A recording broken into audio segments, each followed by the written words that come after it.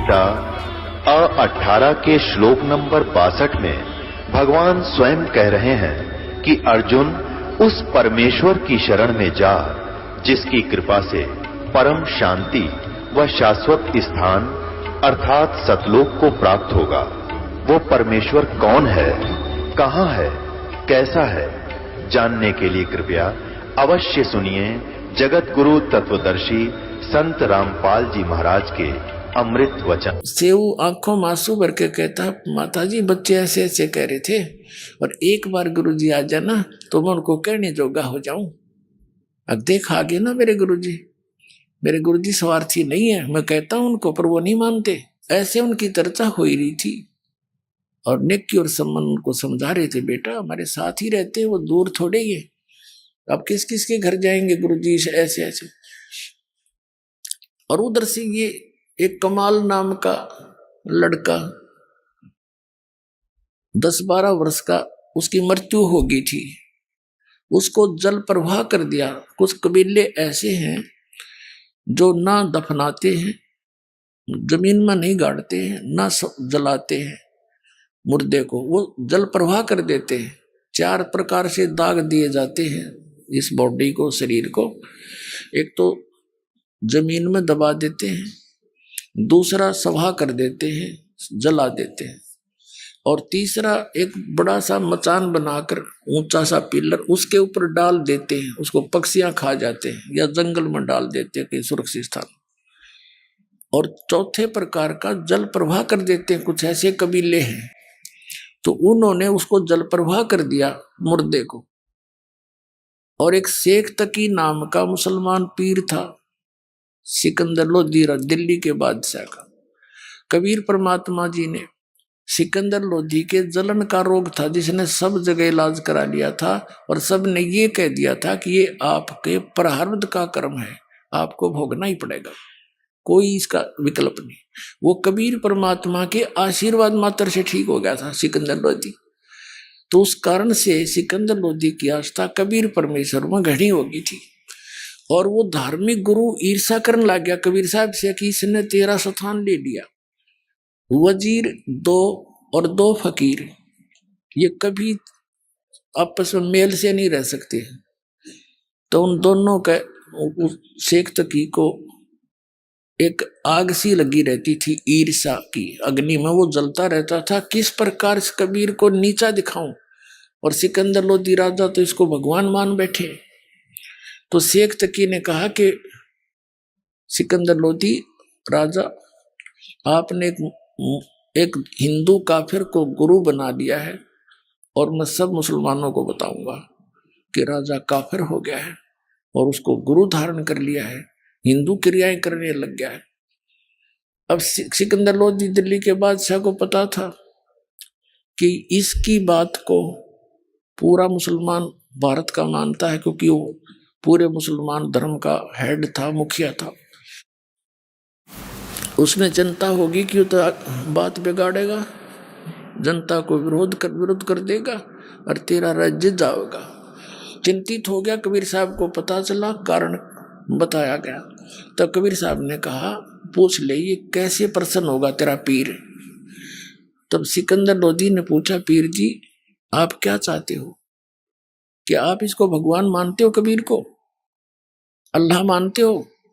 हमारे हजरत मोहम्मद जी ने एक गाय को जीवित कर दिया था, मेरे सामने कोई ये मुर्दा जीवित कर दे, मैं मान लूंगा ये अल्लाह की जात है। तो कबीर साहब ने कहा, ठीक है भाई, कोई मुर्दा ले शेख तकी, ला करता हूं कोशिश, जो हो गया था। अब शेख तकी कहने लगा, मैं कहां से लाऊं, कभी टाइम आएगा जब देखूंगा तुझे। इतने में वो टेंशन, वो तो उसका बनी हुई थी सिकंदर लोधी के, परमात्मा टेंशन नहीं देख सकता अपने बच्चे की। दरिया के किनारे खड़ी ये बातें हो रही थी। दरिया के अंदर वो बहता हुआ मुर्दा 12 साल के बालक का आ रहा था। सभी ने देखा कि वो मुर्दा आ गया। कबीर साहब ने, शेख तकी, कबीर साहब और सब जो अंगरक्षक थे राजा के, उनके साथ वहां गए हुए थे, वो सभी खड़े हो गए आगे भागकर। तब कबीर साहब ने कहा, शेख तकी पहले तू कोशिश कर ले, कदे बाद में नंबर बनावे मैं भी कर दूं। तो सभी ने कहा ठीक है पीर जी आप भी ट्राई करो। शेख तकी करेगा फूफा, वो आगे चला गया मुर्दा काफी दूर। तब शेख तकी कहने लगा ये तो अपनी इज्जत बचाना चाहता था, मुझे लगा दिया इस पे। ये चाहता था कि ये निकल जाए, तेरे सिर से बला टल जाएगी। मुर्दे कभी जीवित होते हैं, वो तो कभी कयामत के समय होगा। अब कबीर साहब ने कहा ठीक है थक लिया तू। तब परमेश्वर ने जैसे मुर्दा यूं बह कर जा रहा था ऐसे हाथ किया वापस, जैसे इंजन वाली नौका चलती है दरिया के विपरीत दिशा में भी चल पड़ती है, ऐसे मुर्दा वापस आ गया ऐसे, और वहां खड़ा हो गया। नीचे से लहरें जा रही हैं दरिया की और वो बच्चा ऐसे है। तो परमात्मा ने कहा कि हे आत्मा, कबीर हुक्म से जहां भी तू चली गई है वापस आके इस शरीर में प्रवेश कर। इतना ही कहा था परमात्मा ने। लड़का ऐसे ऐसे कंपने लगा, एकदम खड़ा होकर बाहर आया, दंडवत प्रणाम किया। बोलो सतगुरुदेव।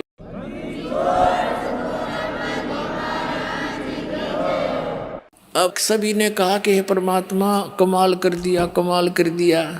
कबीर साहब ने कमाल कर दिया, उस लड़के का नाम कमाल रख दिया। अब लड़के को आप पता नहीं मेरा कौन, मैं कहाँ से था, कौन था, भूल गया सारी पिछली।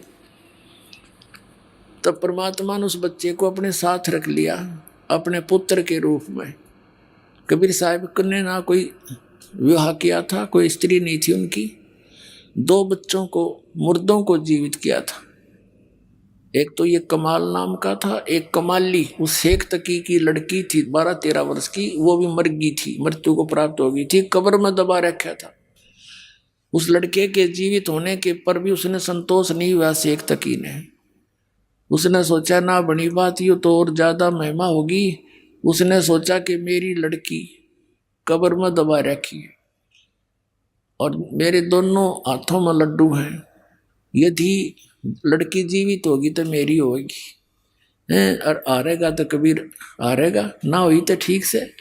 तो उसने सारे मुसलमान धर्म को प्रेरित किया, अपने आसपास के जितने उसके दिल्ली के मुसलमान थे कि भाई राजा तो काफिर हो गया, ये हर वो हर शॉट बट मारी, क्या करें शेख तकी, पीर जी आप बताओ जो आदेश दो कि हम आपके साथ हैं।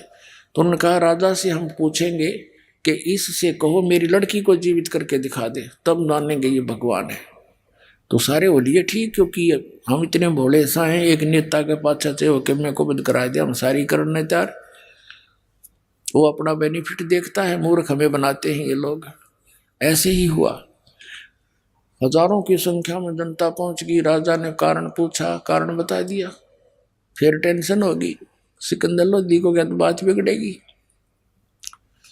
तब कबीर जी को ये संदेश मिला, परमात्मा ने कहा कि ऐसे कहो इसको कह दे, तीसरे दिन इस लड़की को जीवित कर दूंगा, लेकिन आसपास के पूरे क्षेत्र में मुनादी करवा दो, अनाउंसमेंट करा दो कि ये तीसरे दिन कब्र से लड़की निकाल के जीवित की जाएगी।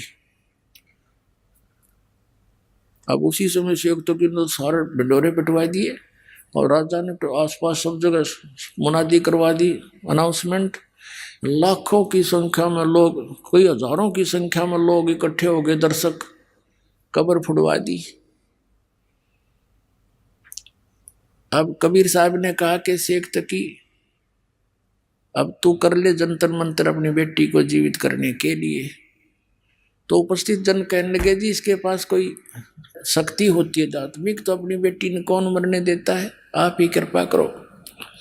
तो परमात्मा ने कहा कि हे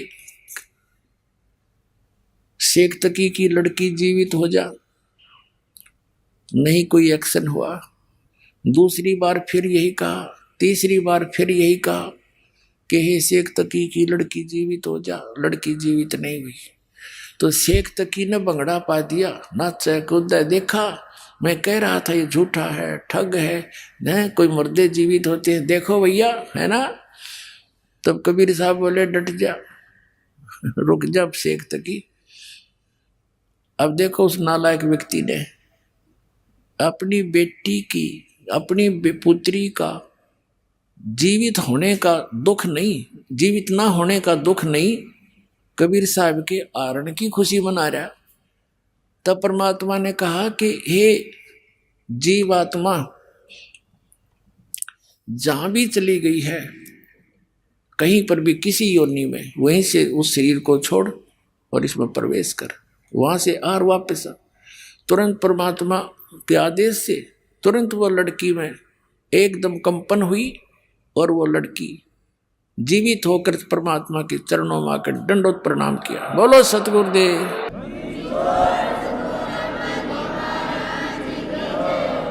अब सबने कहा कि हे भगवान, कमाल कर दिया, कमाल कर दिया। लड़की का नाम कमाली रख दिया। अब उस लड़की से कहा परमात्मा ने कि जा बेटी तेरे पिता के साथ। लड़की ने 1.5 घंटे तक प्रवचन किया परमात्मा के पावर से और कहा पिताजी, मेरे असली परम पिता मिल गए मुझे, तुम्हें माता चाहे पिता, तुम्हें आप मिल गए मुझे।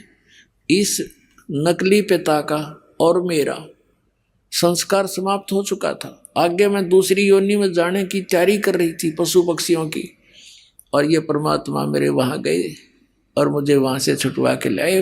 ये लोगों, ये जनता वालों, ये भगवान हैं, ये अल्लाह हैं, अल्लाहु अकबर तुम्हारे सामने खड़े हैं।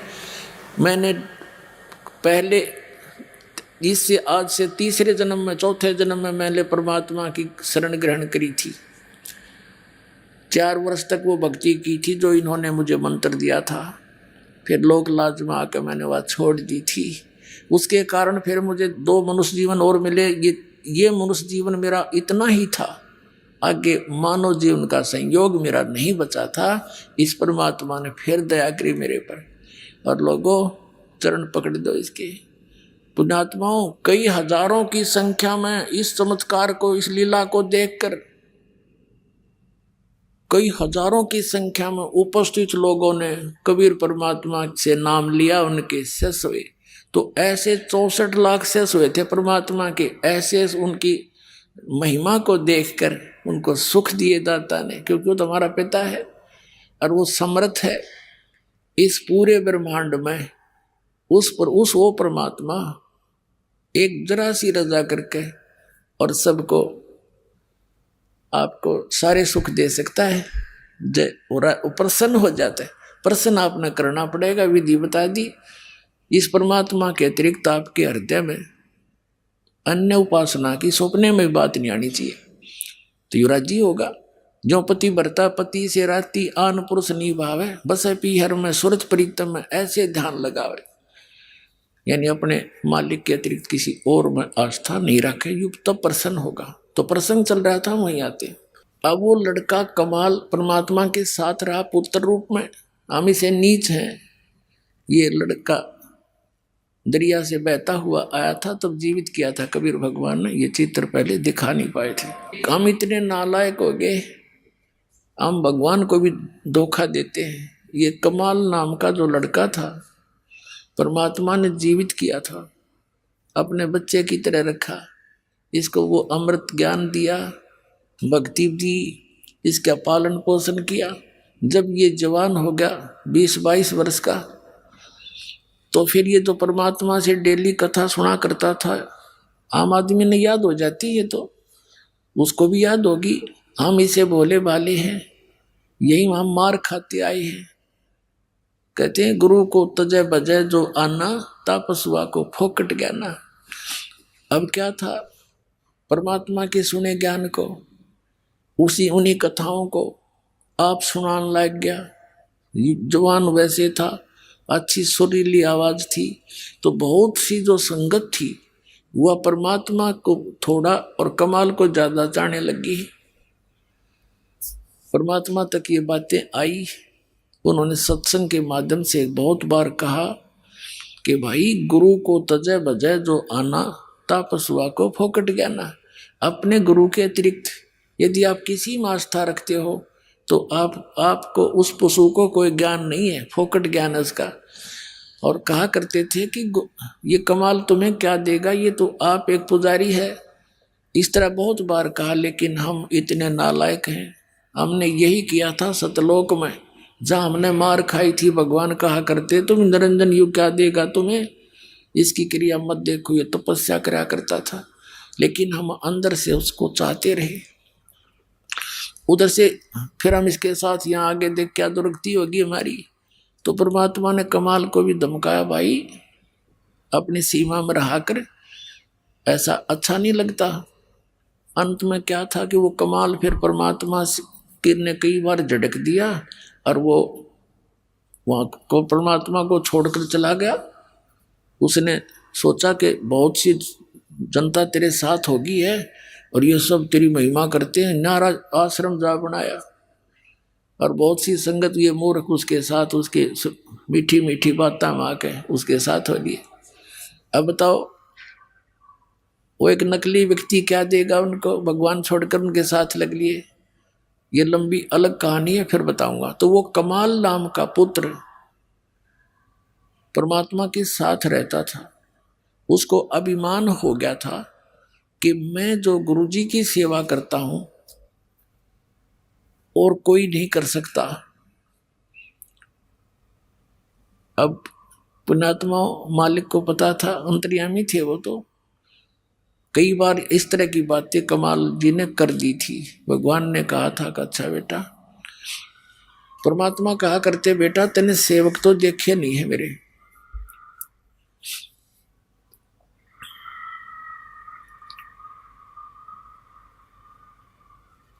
ये भूत लाग रहे रोना।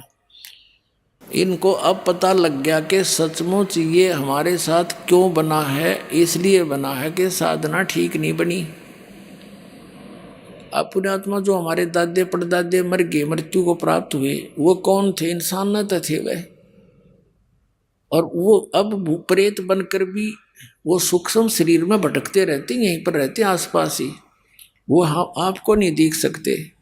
तो उनके विचार, उनके अंदर स्मरण शक्ति आज तक जो की तो है, वो सब विचार करते हैं। पहले उस गलत ज्ञान को सुनकर उसी में आसक्त थे, अब इस ज्ञान को सुनकर अब वो भी समझने लग गए इनके भूत प्रेत भी सचमुच। या तो बात न्यू बिगड़ी हमारी। एक भक्त कह रहा था जी, एक लड़के में एक भूत उनके पितर आता था, पितर के हो, और वो कहने लगा तुम जा करके कर वहाँ उसमें चले जाओ बरवाला के अंदर और वहां नाम लो, ना थारी सारे की दुर्गति होगी। ये भूत भी समझने लगे, अब तुम क्यों पीछे रहते हो, आप भी लगो इस लाइन पर। अब जो प्रसंग चल रहा है, परमात्मा ने उस कमाल की फड़क निकालनी थी। जो मैंने आपको बताया कि वो छोड़कर चला गया, वो तो बहुत बाद की बातें हैं। पहले वो साथ रहता था और उसको इस बात का भ्रम हो गया कि मैं सेवा कर रहा हूँ, भगवान की सेवा यू जीव कर सकता है जो सबका पालक। वो तो समर्थ है, सेवा दे रखी थी, कर्म बिगाड़ने नहीं चाहिए, बनाने चाहिए थे। उसको ये भ्रम हो गया था कि मेरे जैसा सेवक नहीं हो सकता कोई। जैसे अर्जुन को भ्रम हुआ था कि मेरे जैसा भक्त सेवक श्री कृष्ण जी आपका नहीं होगा कोई। उसकी फड़क निकालने के लिए कहाँ गए थे? मोरध्वज के घर पे। राजा मोरध्वज अपने पुत्र ताम्रध्वज को राज तिलक देने की खुशी में एक अनुष्ठान कर रहा था, तो वहां चले गए थे। तो उन्होंने वहां उनसे कंडीशन रखी थी कि मेरा शेर मनुष्य का मांस खाएगा। वह कथा आपने सुन रखी है। तो उसने फिर माता मोरध्वज ने और उसकी पत्नी ने अपने पुत्र ताम्रध्वज को आरे से चीर दिया था और 2 फाड़ कर दिए। वो भगवान श्री कृष्ण ने फिर जीवित कर दिया। अर्जुन की फड़क काटी थी कि भाई तूने क्या था मेरे जैसा सेवक को ना, सेवक तो तूने देखे नहीं। अब देखो पुण्यात्माओं, इसी लीला को गाते गाते सुनते सुनते हम बहरे हो गए कि इस कारण से हमने उनको श्री कृष्ण को भगवान मान लिया। और वही श्री कृष्ण जी अपने भांजे अभिमन्यु को जीवित नहीं कर सका, जो महाभारत के युद्ध में मारा गया था। सुभद्रा के पुत्र थे अभिमन्यु, अर्जुन के पुत्र। पांडवों का कुल नाश हुआ था, सारा कुल पांडव रोए थे, सुभद्रा रोए थी और कृष्ण रोए बैठ के अपनी बहन के दुख में। श्री कृष्ण जीवित नहीं कर सका। तब धर्मदास ने पूछा था भगवान कबीर जी से, परमेश्वर जी से, कि ये क्या कारण था, फिर आप ही समाधान बताओ। परमात्मा ने कहा कि मोर ध्वज के पुत्र तामर ध्वज की आयु शेष थी, उसको मार के जीवित कर देना ये कोई बड़ी बात नहीं है, तो आम संत कर देता है, ऐसी बात है, जादूगर कर देता है। लेकिन अभिमन्यु की श्वास शेष नहीं थे, आयु शेष नहीं थी, इसलिए फेल हो गए। और परमात्मा कबीर जी ने उन दोनों बच्चों की आयु शेष नहीं थी, वो दोनों की बढ़ा दी। तो समर्थ कौन? समर्थ का शरणागत हो रंग होरी हो, और कदे ना हो अकाज राम रंग होरी हो। तो इस तुलनात्मक तरीके से ही हम अपने भगवान की समर्थता से परिचित होंगे। ये अमर कथा जो दास सुना रहा है ये छुपा दी गई थी, इसको ऊपर नहीं आने दिया था नकली आचार्य और शंकराचार्य और मंडलेश्वर ब्राह्मण गुरुओं ने। ये इन कृष्ण और राम की महिमा सुना सुना कर बहरे कर दिया, जरो अमर है, सर्वेश्वर है, महेश्वर है। ये खुद कहते हैं हमारा नासवान, हम नासवान है, जन्म मृत्यु होती है। और इनकी कितनी दुर्गति देखो, अब कहाँ कहाँ कैसे अंत हुआ इनका। तो ज्ञान बिना हम इनको यानी 10 के रुपए के नोट को 1000 का मान रहे थे, ये समझ कर चलो। अब क्या हुआ, वो कमाल की फड़क निकालने के लिए परमात्मा ने कहा भी मैं भ्रमण के लिए जा रहा हूँ, सब भक्तों के घर पे देख के आते हैं किसकी आस्था कितनी है, कोई चलेगा मेरे साथ। एक शेख फरीद जो परमात्मा के शिष्य होकर उनके साथ रहा करते थे, पहले वो एक वाजिद जी, वाजिद, हाँ शेख फरीद भी और कमाल दोनों कहने लगे जी हम चलेंगे। अच्छा भाई चलो। अब उधर से वो वार्ता चल रही थी, शिव प्रार्थना कर रहा था बार बार, हे भगवान एक बार दर्शन दे दे गुरुजी, तो मैं मेरी खुशी का ठिकाना नहीं रहे और सब बच्चों को बता दूंगा, हमारे घर पर देख लो गुरुजी आए थे, तुम झूठ बोलते थे, वो स्वार्थी है। इतने कह ही रहे थे और बच्चा आंखों में आंसू भरकर ऐसे बोल रहा था। तभी से बाहर खड़े होकर के परमात्मा ने आवाज लगाई कि भाई कोई है घर पे। अब झोपड़ी थी, एक तो जैसे लंबे लंबे घेर वैसे घेर लिया करते स्थान, चारों तरफ बाड़ लगा रखी थी, एक मेन गेट सा बनाकर लकड़ी का, वही एक झोपड़ी डाल रखी थी और एक रहने का पीछे झोपड़ी डाल रखी थी, बीच में 50-100 फुट का अंतर था। वो पीछे बैठे बातें कर रहे थे, आगे बैठने के लिए अलग से अतिथि के लिए बना रखी थी वह झोपड़ी, वहां मेन गेट था उनका। तो दोनों एक वो सावधान से हुए, नेकी कहने लगी कि गुरुजी जैसी आवाज आ रही है, बाहर बोल रहे हैं। अब सम्मन कहने लगा गुरुजी यहाँ कैसे आएंगे, कैसे हो सकता, हम चर्चा कर रहे थे ना इसलिए हमारे कानों में वही आवाजें गूंज रही हैं। थोड़ी सी देर में फिर आवाज लगाई कि भाई है कोई घर पे सम्मन, अरे सम्मन। अब वो कहने लगे आवाज गुरुजी की है। अब दोनों तीनों भाग लिए बाहर को देखने के लिए। क्या देखा सामने, वो 3 संत खड़े हैं, 2 भक्त और एक परमात्मा खड़े। अब उनको विश्वास नहीं हो रहा कि गुरुजी और हमारे द्वार, गरीब के द्वार पर, मतलब गरीब अमीर से नहीं, गुरुदेव आगे इतनी श्रद्धा। वो ऐसे हो गए जैसे स्वप्न देख रहे हो, आंखें फाड़ फाड़ कर।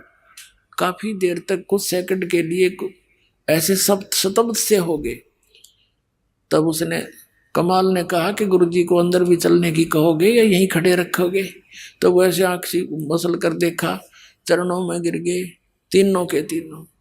और अब महाराज अंदर बैठो, हे भगवान आज ही चर्चा कर रहे थे, आप तो अंतर्यामी हैं, आप तो पल पल की आवाज सुनते हो, आपका बच्चा आज ही याद कर रहा था आपको।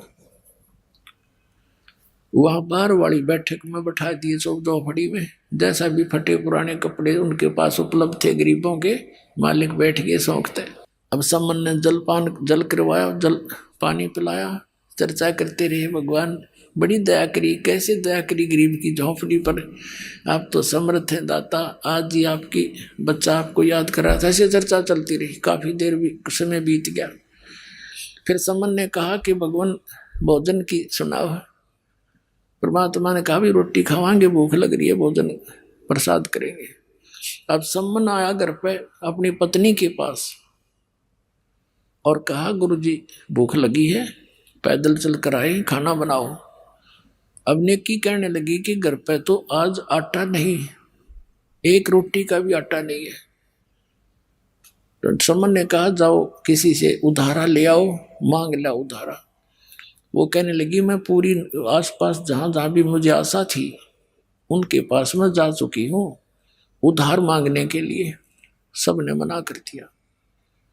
तो सम्मन कहने लगा कि ला तेरी ये चूंदड़ी जो ओढ़ रखी थी, चीर, ये तेरा कपड़ा, इसके गिरवे रखा हूँगा, मैं ले आता हूँ कहीं से। वो कहने लगी मैं इसको लेकर गई थी गिरवे रखने के लिए, ये फटी हुई एक दो जगह से, किसी ने नहीं दी। अब सम्मन बैठ गया कलेजा पकड़ के, कि भगवान आज क्या बनी, प्रथम बार परमात्मा आए और आज ये भूखे जाओगे। हे भगवान इस पापी को ऐसे दरिद्र में जन्म दिया, मैं अपने भगवान को भोजन नहीं करा सकता, न रोआ बुरी तरह। नेकी ने कहा कि ऐसे नहीं, मेरी बात सुनो, आप ऐसे करो, अब तो कह दो गुरुदेव को कि भगवान सुबह भोजन करवाएंगे, ये अंतर्यामी है, सारी जान जाते हैं, संत संकेत समझते हैं, और सुबह भोजन कराएंगे। तो सम्मन कहने लगा सुबह कहाँ से लाएंगे। तो नेकी ने कहा कि रात ने तुम चोरी कर लाइयो। अब प्रतिदिन वो लड़का सुना करता था प्रवचन कि भी जो चोरी करते हैं उनका नाश होया करे, और उस दिन माँ के मुंह से ये बात सुनकर वो शतब्द रह गया। कहने लगा माता चोरी करने वालों का तो विनाश होता है, वो कभी उभरते नहीं, सतगुरु बताते रहते हैं। राजा आप हमें क्या सलाह दे रहे हो। तब नेकी ने बताया बेटा ये नगरी वाले पैसे वाले घने हैं, और जहां माया घनी है उनका सिर फिर जाया करे, ये कुदरती बात है। कबीर साहब कहते हैं टोटे में भक्ति करे सोए सही सपूत, ये मायाधारी मस्करे ना जाने कितने जालिए ऊते। तो बेटा ये जो हम इनको कथा सुनाते थे कि हमारे गुरुजी ऐसे कर देते हैं, हमारे गुरुजी ऐसे कर देते हैं, तो आज मैं जिस भी घर से आटा मांगने गई ये कह करके हमारे गुरुजी आए हैं आटा दे दो उधारा, उन्होंने आटा ना दे करके व्यंग कसे मेरे पर कि आज तो तुम्हारे घर पर तुम्हारे भगवान आ रहे हैं, फिर तुम नक्के मांगने की जरूरत है, वो तो घर भर देंगे तुम्हारा। ये कर दिया था, वो कर दिया था, डींग मारा करती, अब क्यों मांगती फिर रही है। और बेटा हमने इस नगरी का अन्न खाया है, मांग कर अपनी मजदूरी करके, समझ ले बेटा। और ये बालक हैं आग में हाथ देने जा रहे हैं। फिर एक कथा सुनाई कि एक नगरी में ऐसे पैसे वाले लोग घने हो गए, जहां जहां माया घनी है पुण्यात्माओं, भगवान से कोसों दूर कर देती है। या ये सबसे बड़ा विष है, और जिसको हम डेली खा रहे हैं और चोरी कर कर खा रहे हैं। कहीं देख लो किसी एक क्षेत्र में आज कोई पीछे नहीं है, तो ये विष इसलिए खा रहे हैं, हमने इसका पता कोई नहीं, यो हमें मार डालेगा। अब इस ज्ञान से पता चलेगा कि इसकी तो आवश्यकता नहीं बकवादों की, भक्ति के लिए तो सबसे बड़ा दुश्मन है। और आपको भगवान देगा जो आवश्यकता होगी, समर्थ आपके साथ है, वो देगा जो आपके विष का काम ना करेगी। तो उसने कहा उस नगरी के लोग इतने पैसे के कारण इतना अभिमान था उनमें, साधु संतों का आदर सत्कार भी त्याग दिया था। एक सिद्ध पुरुष था, उसके साथ एक 15-16 वर्ष का उसका कोई शिष्य था। उस नगर के बाहर जंगल में आकर वो रुक के लड़के को कहा बेटा जा भिक्षा मांग ला। अब वो भिक्षा मांगने गया तो उस नगरी में जिसके पास भी जावे सभी सेठ लोग थे। वो मजाक करते हैं कि तुम मस्टंडे हमारे यहाँ पल्लेदारी कर ले, मांगते फिरते हो, करके नहीं खाया जाता। किसी ने कुछ नहीं दिया, लड़का वापस आ गया। और सारी कथा गुरुदेव को बता दी। अब गुरुदेव ने कहा बेटा कल फिर जा तू एक बार। वो अगले दिन फिर गया, सबने वही जवाब दिया, लेकिन वो वापस आ रहा था। तब एक कुम्हारी ने देखा, कुम्हारी थी गरीब सी कुम्हार, उसका पति मर चुका था, 3-4 बच्चे थे उसके लड़के, उसका भारवाही मकान था, गांव से काफी दूर, थोड़े से फैसले में होता था। तो उसने देखा कि बालक काल भी भूखा गया, उसको पता था कि ये लोग कुछ नहीं देंगे इनको, शायद ये किसी का आदर करना नहीं जानते, इनका सिर घूम रहा है। उसने एक माँ की दृष्टिकोण से देखा कि मेरा बालक होता और 2 दिन भूखा सोता, कैसे जीवन व्यतीत करता। तो उसने कहा महाराज आप कल भी आए थे, खाली गए, आज भी खाली जा रहे हो? कहा माई खाली जा रहा हूं। उसने कहा कि मैं कुम्हारी हूं और ये कुछ आटा ले जा, रोटी बना रखी थी उसने, आटा को तो आटा दूं, रोटी को तो रोटी दूं, और ये ले जाओ और आपके गुरुजी को बता दियो कि कुम्हारी के घर से प्राप्त है, क्योंकि कई ऐसे संत होते थे जो छोटी जाति वालों का नहीं खाते थे, तो कहीं मेरे को और बद्दुआ ना दे दे, बेटा बता देना महाराज। रखा अच्छा माई, वो ले गया भोजन, अपने गुरुजी से बता दिया। गुरुजी नगर तो कति निकम्मे आदमियों का बराबर है और जानबूझकर बकवास कर रहे हैं कि तुम मांगते फिरते हो, करके क्यों नहीं खाते, कुछ ये कर लो। ऐसे ऐसे एक माई ने आटा दिया, ये भोजन दिया है, और उसने ऐसे ऐसे बताया है। वो साधु कहने लगा बेटा तू खा ले, मैं तो खाऊंगी, बाकी ऐसे कर। उस माई ने कह दे कि आज शाम तक अपने सामान में बटोर कर सारे यहाँ से निकल जा और किसी को बतावा नहीं, और उस लड़की को बता देना कि आज रात ने यो नगर नहीं रहेगा। और साधु संतों की उनसे वो परिचित थी, भगत ने जाकर बता दिया कि माई ऐसे ऐसे गुरुजी का आदेश, सर मेरे गुरुजी जो कह देते हो सच्ची होया करे, तू निकल जाए यहाँ से। और ये कहा चाह तू रात में बस चली जाएगी ना, और तुझे शाम हो जा वहीं रुक जाना, वहीं बस जाएगी। तो वहां से वो चल पड़ी, अपने गधे पर सारा सामान लाद कर चली गई। 8-10 किलोमीटर जाकर रात होगी, वहीं रुकेगी। उधर से रात्रि में ऐसा भूकंप का व्यवस्था हुई, पूरा नगर नाश हो गया, कोई नहीं बचा उसमें एक जीव भी, सारा मर गया।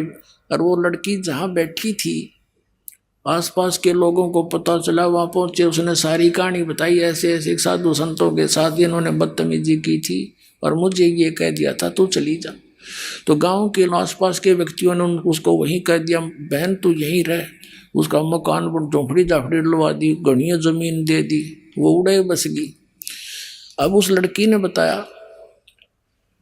वो गांव बना हुआ बताते हैं उसके नाम से, अब वो नेकी बता रही है कि बेटा इन गेला नो बनेगी, ये परमात्मा तो कुछ कह को नहीं, ये तो चले जाएंगे भूखे पैसे, लेकिन यू काल फिर इनको, ये बच्चे सारे भगवान के हैं और काल को दाव लग जाएगा, नुक्ता मिल जाएगा इनका नाश करने का। अपने आत्मा जैसे प्रधानमंत्री का कोई निकम्मा डले मार दे, प्रधानमंत्री कुछ ना कहे उनको, लेकिन पुलिस वाले उसकी बाँह पकड़ के ऐसा संवारेंगे, याद रखेगा।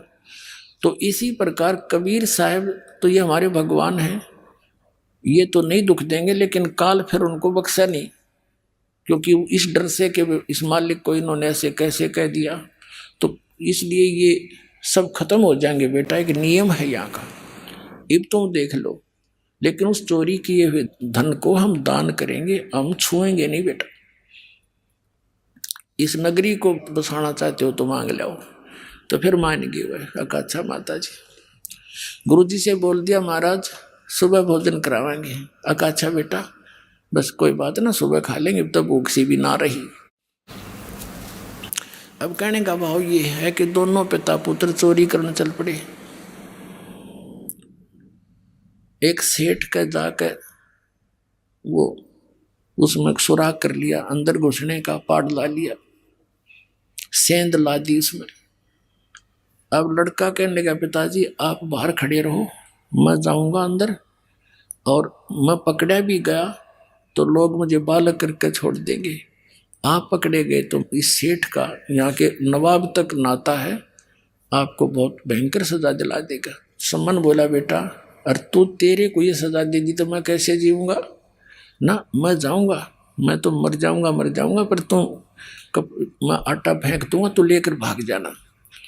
तो सम्मन से वो नहीं मानना कि ना पिताजी, मैं मेरे रहते तुम कैसे जाओगे, ऐसे कहते कहते अंदर घुस गया। सम्मन ने कहा बेटा थोड़ा सा लेना, 3 शेर, इससे ज्यादा नहीं। अब लड़के ने अपनी फटी पुरानी चद्दर में आटा अंदाजा सा डाल लिया, 3 शेर, और बांध के गांठ चालन लग गया। बढ़िया जाग गया, वहीं सोया था। अब वो निकलन लग गया, नो उस सुराख के अंदर से पीछे तो पैर पकड़ के घसीट लिया, और इतने वो लड़का उस आटे को फेंक गया बाहर को। अब सेठ जी ने देखा, अरे तुम भगत को आओ और चोरी करो, देख पाटेगी ना बोल तुम्हारी। तब उसने कहा लाला जी जोर से क्यों बोल रहे हैं, 3 शेर आटा लिया मैंने, हमारे गुरुजी आ रहे थे, हमारे को किसी ने मांगा दिया नहीं, तेरा उधारा दे देंगे। मैं अच्छा वो गुरुजी चोरी कराते हैं, और तेरे की अब पता चला उसकी जड़ का, वो चोरी कराने आते हैं। अब सेऊ ने सोची देख अब यह और बात बिगड़ गई, गुरुजी को भी सजा दिवाओगे तो बड़े नकम्मे आदमी भाई। उधर से फिर सम्मन लेकर आटे को गया। नेकी ने पूछा पुत्र कहाँ है,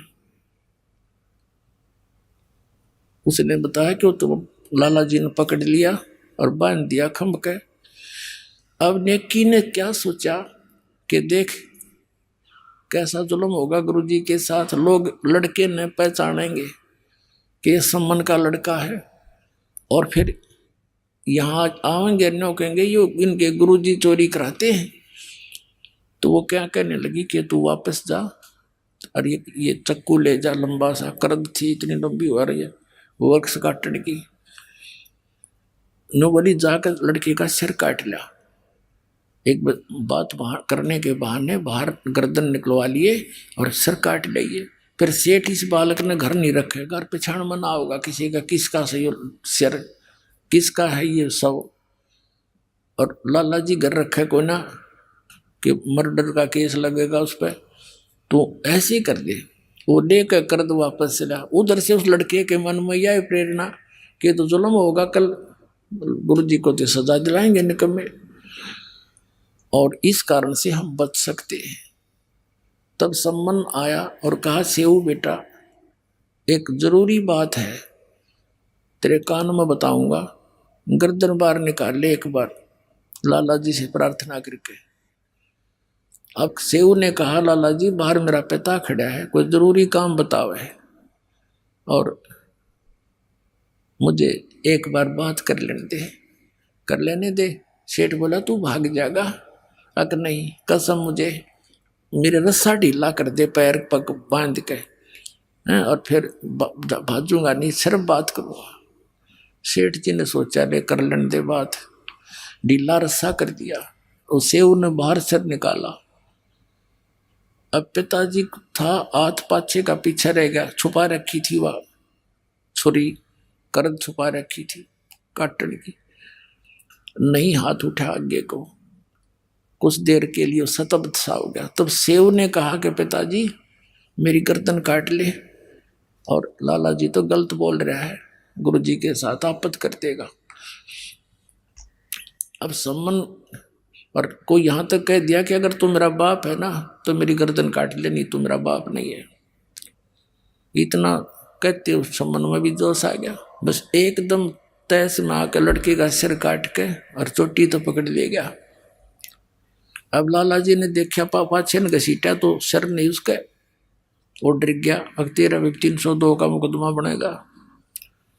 अब उसने घसीट कर उस लड़के की लाश को रातों रात जंगल में बाहर जाके, एक पजावा होता था, पजावा ये कुम्हार लोग पहले ईंटें बनाते थे, उसके ऊपर चारों तरफ वो खड्डे से होते थे मिट्टी खोदने के, उसमें डालाया।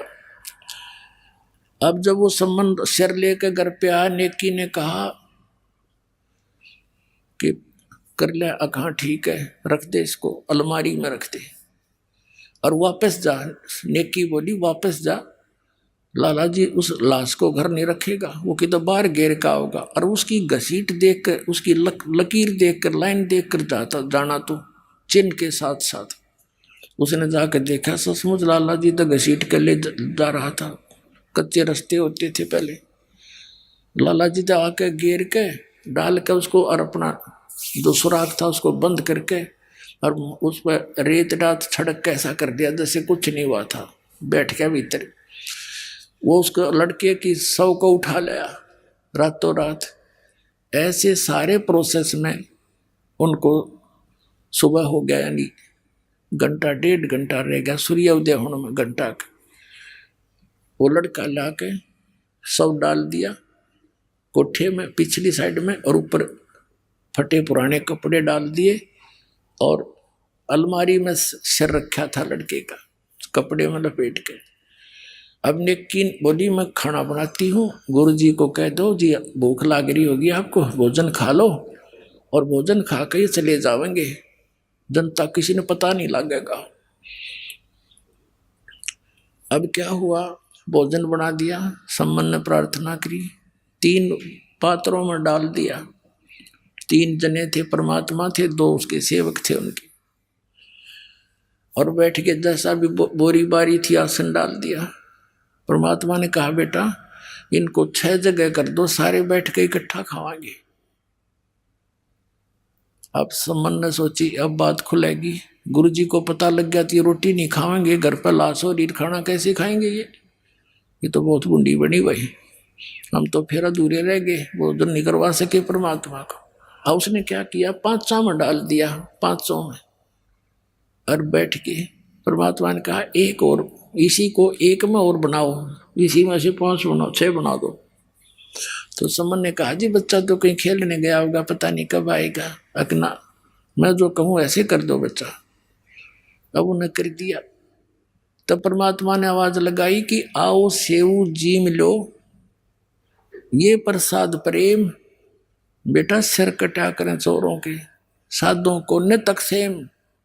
कहते हैं सेऊ दड़ पे शीश चढ़ा और बैठा पंगत माही, नहीं निशानी गर्दन के वो सेवक नाही। माता पिता ने कुर्ता टाटा के देखे गमीज का गला कि वो ये लड़का है, अंदर जाके देखा वहाँ वो रक्त पड़ा था, बोरी खाली पड़ी थी, वहाँ सब नहीं था, और लड़के के निशान भी नहीं, और अपना हाथों काट रखा।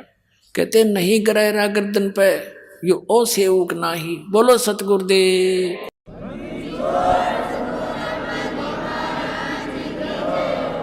कहते हैं कबीर साहब, गरीबदास साहब जी लिखते हैं कि 56 भोग दिए धनी ने और करे सम्मन के ठाठ, 1 नंबर का सेठ बना दिया उसी जीवन में परमात्मा ने। कहते नुक्ते ऊपर रिझ जाएगा रे, करोड़ कर्म जल जा तुम्हारे। बोलो सतगुरुदेव।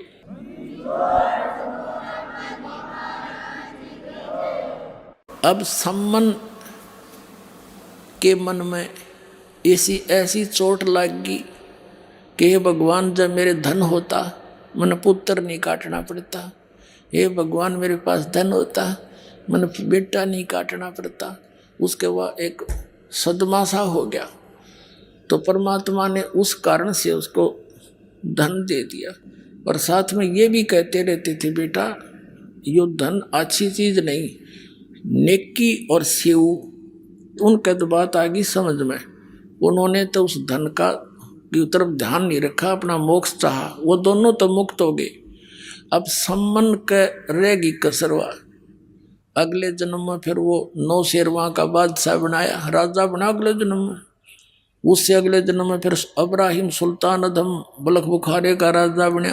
फिर जाके परमात्मा ने फिर वह हंस पकड़ा, अरे नकम्मे मैं कितना ज्ञान दिया करता, तो फिर वहीं का वहीं रह गया।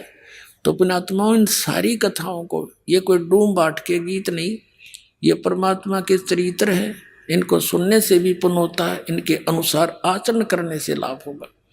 अब हम आते हैं उस प्रसंग पे। तो वो प्रसंग बीच में आ गया था कि भगवान पर विश्वास करने से नुक्ते ऊपर रिझ जाएगा रे, करोड़ कर्म जल जाए तुम्हारे।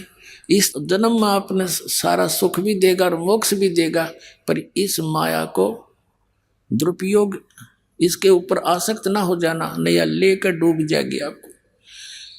इसलिए कबीर साहब कहते हैं, माया दासी संत की ओ भई दे आशीष, बिलसी और लातों छड़ी सुमर सुमर जगदीश। इसको अपना प्रयोग करें ढंग से। अब क्या बताते हैं, धर्मराय दरबार में दई कबीर तलाक, मेरे भूले चुके हंस को तू पकड़िए मत कजाक।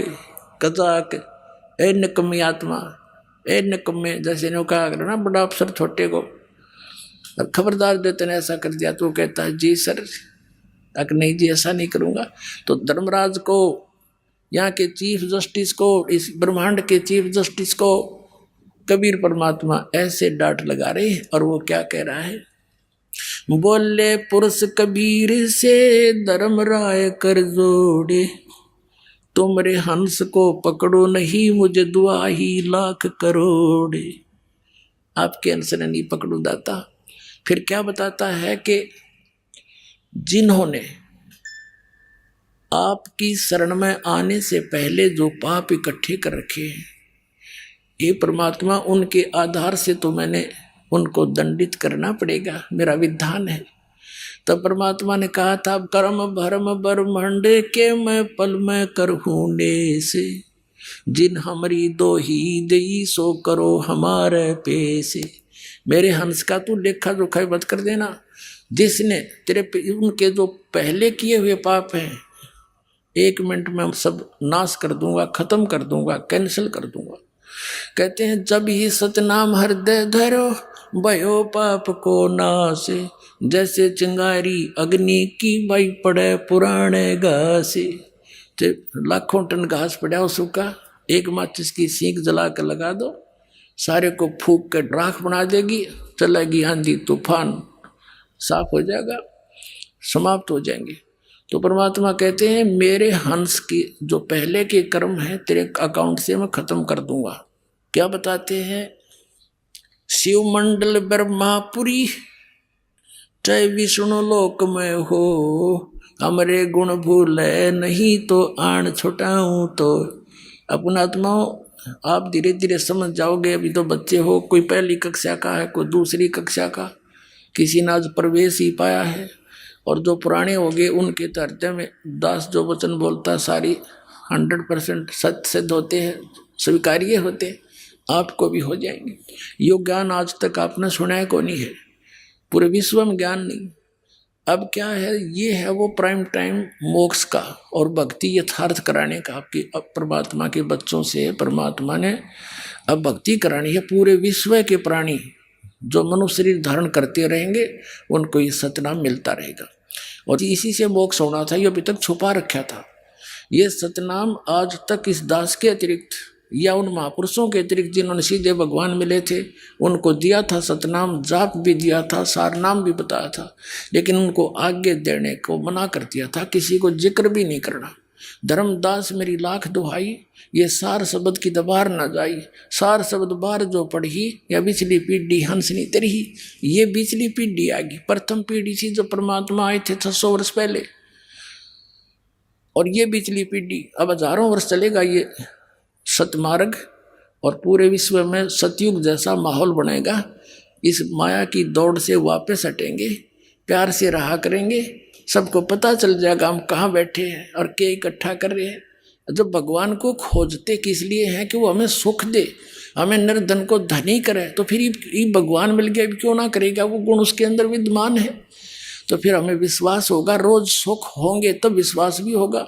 सुख जब होंगे जब हम दृढ़ रहेंगे, भगवान को छोड़कर अन्य किसी की उपासना नहीं करेंगे, नियमित रहेंगे, सारे सुख आपको डेली दिया करेगा, न्यारे न्यारे पल पल पर आपको दिखाएगा कि मन ये मैंने सुख दिया है, ये मेरा किया हुआ काम है, तुम्हारा यहाँ पृथ्वी पर नहीं हो सकता था। तो फिर क्या होगा, तो ये वो समय है, और इस समय में आपको वो तीनों टाइप का कंप्लीट कोर्स मिल गया।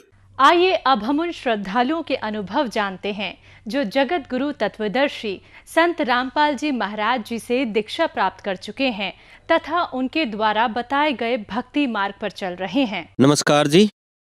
सत साहेब सर। क्या नाम है बहन जी आपका? रेणु दासी। आप कहाँ के रहने वाले हैं? जी भगत जी, मैं एमपी की रहने वाली हूँ। संत रामपाल जी महाराज से आपने नाम दीक्षा कब ली? सन 2017 31 मार्च को। संत रामपाल जी महाराज से नाम दीक्षा लेने से पहले क्या आप कोई भक्ति साधना भी करते थे? भगत जी, पहले मुझे है ना ये मंदिर अंदिर जाने से मतलब मन नहीं रहता था, लेकिन मैं जैसे रामायण पढ़ना और गीता जी का नित्य पाठ करना ये करती थी मैं, और गुरुवार का व्रत रहती थी। संत रामपाल जी महाराज से नाम दीक्षा लेने से पहले जो आप भक्ति साधनाएं करते थे, उन सब से आपको क्या क्या लाभ हुए? जो भक्ति साधना कर रहे थे उसमें घर में कलह होता था, और बिल्कुल भी मन शांत नहीं रहता था मेरा, और बस ऐसे ही जी रही थी। और परमात्मा की तो आस थी शायद मुझे कि परमात्मा मिलेंगे, क्योंकि मैं गीता का पाठ करती थी, तो मुझे पता था कि परमात्मा है और परमात्मा मिलेंगे। तो बहन जी, आपने बताया कि आपके घर में क्लेश रहता था, घर में झगड़ा खत्म नहीं हो रहा था, तो फिर संत रामपाल जी महाराज जी की जानकारी आपको कैसे मिली? जी, मेरे यही परेशानी थी, तो मेरे पापा जुड़े हुए थे। मैंने उनको क्या कहा कि आप कहाँ जुड़ गए हो, ये सारी पूजाएँ छोड़ दी हैं। तो पापा जी मेरे से बोले कि मैं कुछ नहीं बता सकता, आप ये किताब ले लो ज्ञान गंगा और इसको पढ़ो। तो मैं पढ़ने लग गई, मुझे मतलब मैंने सृष्टि रचना पढ़ी उसमें, तो मुझे वो अच्छी लगी। और कलह तो मेरे घर में पहले से ही था। एक बार कलह हुआ और मैं ऐसे आत्महत्या करने वाली थी, मैं किताब पढ़ रही थी उस समय, तो मेरा कलह हो गया भगत जी से, तो मैं आत्महत्या करने के लिए ऊपर चढ़ गई। मैंने सारी रस्सियाँ निकाली और मैं एक-एक करके निकालने लगी। तो ऊपर ही मैंने पुस्तक रख रखी थी, ये ज्ञान गंगा, और दीपक जलाती थी। नाम दीक्षा नहीं ले रखी थी मैंने, दीपक जलाया करती थी मैं। तो मैं रस्सियाँ ऐसे एक-एक कर रही थी, तो मुझे आवाज़ आई एक कोने से, तो मैंने कहा कोई तो था नहीं यहाँ पे, और आवाज़ किसकी आई है? तो मैं देखने लगी यूँ ही, तो फिर मुझे किताब दिख गई, तो मैंने किताब उठाई और मैं पढ़ने लगी वहीं पे। और बस पढ़ते-पढ़ते मुझे 3 घंटे हो गए। मैं रस्सी-अस्सी और आत्महत्या करना मैं बिल्कुल भूल गई। और मेरी साड़ी पहन रखी थी मैंने, तो मेरी साड़ी पूरी है ना भीग गई रोते-रोते, जब मैंने पूरी पुस्तक पढ़ी। तो मुझे ये लाभ हुआ, मतलब बिना नाम दीक्षा लिए। तो फिर मैंने सोच लिया कि अब मुझे नाम दीक्षा लेनी है। मुझे परमात्मा ने मतलब शाम को मुझे याद आया कि मैं आत्महत्या कर रही थी, और मेरे मतलब ये संत रामपाल जी महाराज जी ने मुझे बचा लिया। फिर मुझे है ना घर वाले नाम दीक्षा नहीं लेने दे रहे थे। मैं 3 साल तक ऐसे मतलब मन में मेरे दुःख रहता, मुझे नाम नहीं लेने देते, नाम नहीं लेने देते। तो फिर बाद में मेरे 3 साल बाद बहुत ज़्यादा मतलब मेरे ऑपरेशन से लड़का हुआ था, तो मुझे धीरे-धीरे स्वेलिंग आने लगी। मैं बिल्कुल भी नहीं चल पाती थी। यहाँ तक कि मैं आधा किलोमीटर चल जाऊँ, जहाँ ऑपरेशन हुआ था ना, तो वहाँ पे सूजन आ जाती थी पूरे में। तो मैं बिल्कुल भी नहीं चल पाती थी, और बस मुझे लगा कि संत रामपाल जी महाराज जी ने एक बचाया, तो इसमें भी बचाएँगे। तो मुझे घरवाले नाम दीक्षा नहीं लेने दे रहे थे। तो 3 साल हो गए थे, और मेरे लड़के को भी बहुत तेज़ बुखार आया करता था, बिल्कुल आँख मीच के रह जाया करता था। तो बस फिर लास्ट टाइम मैं बहुत ही परेशान हो गई। मैं 2-3 हज़ार की दवाइयाँ खाया करती थी हर महीने, और मेरे लड़के को भी कोई दवाई सूट नहीं करती थी। मैं बहुत परेशान थी, मैं इतनी परेशान थी कि मुझे लग रहा था कि मैं दोबारा मर जाऊँगी, मैं इतनी परेशान हो गई थी। तो फिर मैंने कहा मैं चाहे पैदल जाऊँ, मैं जाऊँगी ज़रूर। तो मैंने ऐसे तैयार हुई मैं और निकल गई। तो फिर वो वहाँ पे गई, और मैंने जैसे ही नाम दीक्षा ली, ऐसे लगा जैसे मेरे पे मतलब क्विंटलों वजन था, मेरे मतलब बिल्कुल हल्की हो गई, और मेरा बच्चा भी ठीक हो गया जब से नाम दीक्षा ली मैंने। तो आपने बताया कि संत रामपाल जी महाराज से जैसे ही आपने नाम दीक्षा ली, तो आपको ऐसा एहसास हुआ कि जैसे आपके शरीर से क्विंटल वजन हट गया हो। तो इसके अलावा क्या संत रामपाल जी महाराज से नाम दीक्षा लेने के बाद कोई अन्य लाभ भी आपको प्राप्त हुए? उसके बाद मैं जो दवाइयाँ खाती थी 2000-3000 की, मैंने फिर उस दिन से हॉस्पिटल दिखाना जाना बिल्कुल ही छोड़ दिया। मुझे ज़रूरत भी नहीं पड़ती एक भी गोली खाने की, एक भी दवाई पीने की, और ना मेरे बच्चे को। बस थोड़ी बहुत जैसे फ़ीवर आता तो एक छोटी-सी गोली मतलब उसकी वो खुराक बना के और उसको दे देती, और मैं तो गोली खाती ही नहीं थी। संत रामपाल जी महाराज जी की दया से लाभ होने लगा था। और जब मैं संत रामपाल जी महाराज जी से जुड़ी तो मतलब मुझे 6 महीने हुए थे और मैं तारीख करके गई यहाँ से, तो मेरे हस्बैंड को मतलब खून की उल्टियाँ हुई, करीब 4-5 किलो खून की उल्टियाँ। उन्होंने नाम नहीं ले रखा था, तो उल्टियाँ हुई और मैं सो रही थी और एकदम ज़ोर से आवाज़ आई ऐसे खाँसने की, तो उनको उल्टियाँ हुई। मैं ऊपर से आई और देखा मैंने, तो मैं डर गई, लेकिन मैंने संत रामपाल जी महाराज जी को याद किया और मंत्र जाप करना स्टार्ट किया। मुझे सतनाम मिल चुका था, तो मैंने वो स्टार्ट किया, तो मेरे भगत जी की पहले आँख से तधेरने लगे थे, एकदम गिरने से लगे थे, तो उनको मतलब मेरे पास जाने से अच्छा लगा। फिर मेरे पापा बोले पानी गरम कर दो, मेरे ससुर जी वो बोले पानी गरम कर दो। मैं जैसी दूर गई, भगत जी को एकदम ऐसे लगा जैसे कुछ होने वाला मेरे साथ, कहने लगे बुला दो, ऐसे धीरे धीरे बोलने लगे कि बुला दो। और मैं जैसी पास आई तो उनको अच्छा लगने लगा। फिर बाद में मेरे पापा, मेरे मतलब देवर जी थे ना, वो एकदम चिल्ला पड़े थे इतने सारे खून देख के, उनकी हिम्मत नहीं पड़ रही थी। और मैं संत रामपाल जी महाराज जी से नाम दीक्षा ले रखी थी, तो मुझे इतना विश्वास था कि मेरे साथ मतलब संत रामपाल जी महाराज जी और पूर्ण परमात्मा गलत नहीं होने देंगे मेरे साथ। तो मैं डर नहीं रही थी, मैं सिर्फ मंत्र जाप कर रही थी और जयबंदी छोड़ के बोल रही थी कि आपकी मर्जी मालिक, जैसा आपको करना हो मेरे साथ वैसा करियो। तो बस उनको मैंने कहा पापा से कि किसी को बुला लो, तो वो बुलाते नहीं है, उनकी हिम्मत भी ना पड़ती। पहले तो एकदम गिर से गए थे, आंख बंद कर ली थी, ऐसे लग रहा था कुछ भी नहीं है। मैं तो डर गई थी थोड़ा सा। फिर मुझे मतलब संत रामपाल जी महाराज जी की दया से याद आया कि डरना नहीं है इस वक्त। फिर बाद में संत रामपाल जी महाराज जी से मैंने प्रार्थना करी, तो वो मेरे पति बिल्कुल ठीक हो गए। फिर नाम लेने गए, उन्होंने नाम लिया, आज वो बिल्कुल ठीक हैं। आपस में पति पत्नी का पहले झगड़ा रहता था, फिर संत रामपाल जी महाराज जी के शरण में आने से वो झगड़ा समाप्त हुआ और हम लोग अच्छे से भक्ति कर रहे हैं संत रामपाल जी महाराज जी की शरण में आके। एक बार मुझे मन में ये लगा था कि ये तरना क्या होता है, सतलोक क्या होता है, सतलोक बताया संत रामपाल जी महाराज जी ने। तो मैंने कहा सतलोक मुझे देखने को मिल जाता तो सही रहता है, ऐसे मन में आस लगी रहती थी। तो एक दिन परमात्मा संत रामपाल जी महाराज जी बड़ी बड़ी बिल्डिंग होती हैं, तो वहाँ पे खड़े थे, बहुत बड़े साफ मतलब वाइट कपड़े पहने और साफा बांधे सिर में, और मेरे को ऐसे पंख लग गए परियों के जैसे, और मुझे है ना ऊपर उड़ा के ले गए। और मैं जाके मैंने दंडवत प्रणाम किया संत रामपाल जी महाराज जी को। तो मैंने कहा गुरुजी यहाँ पे लोग मुझे रहने नहीं दे रहे हैं, कह रहा ये ऐसा नहीं करते, तुम ऐसा नहीं करते, यहाँ रहने लायक नहीं हो, या तो छोड़ दो या फिर नहीं मत रहो इधर, मुझे रहने नहीं देते, मुझे यहीं पर रहना है सतलोक में। तो बोले बेटा आप ये आपने भक्ति नहीं करी है पूरी, पहले भक्ति करो और बच्चों को समझाओ, तो और आप भी अच्छे से भक्ति करो तब रह पाओगे, पूंजी कमाई करो, भक्ति करके पूंजी कमाई करो तब आप सतलोक में रह पाओगे। ऐसे संत रामपाल जी महाराज जी ने कहा। आपने बताया कि संत रामपाल जी महाराज से नाम दीक्षा लेने के बाद आपके घर में जो झगड़ा था वो खत्म हो गया, साथ ही साथ आपके शरीर में भी लाभ प्राप्त हुआ और आपके पति को भी एक जीवन दान मिला। जो श्रद्धालु आज आपको देख रहे हैं, आप उनको क्या संदेश देना चाहेंगे?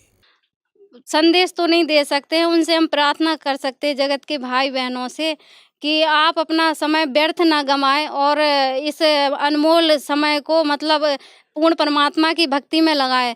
और तत्वदर्शी संत रामपाल जी महाराज जी इस पृथ्वी पर आए हुए हैं, इनसे नाम दीक्षा लेकर अपना कल्याण कराएं। और साधना टीवी पे जो सत्संग आता है उसके नीचे एक पट्टी चलती है, उस पे नंबर आता है, उस नंबर से मतलब फ़ोन करके आप नज़दीकी नामदान केंद्र का पता करके आप नाम दीक्षा ले सकते हैं। धन्यवाद जी। सत साहिब जी।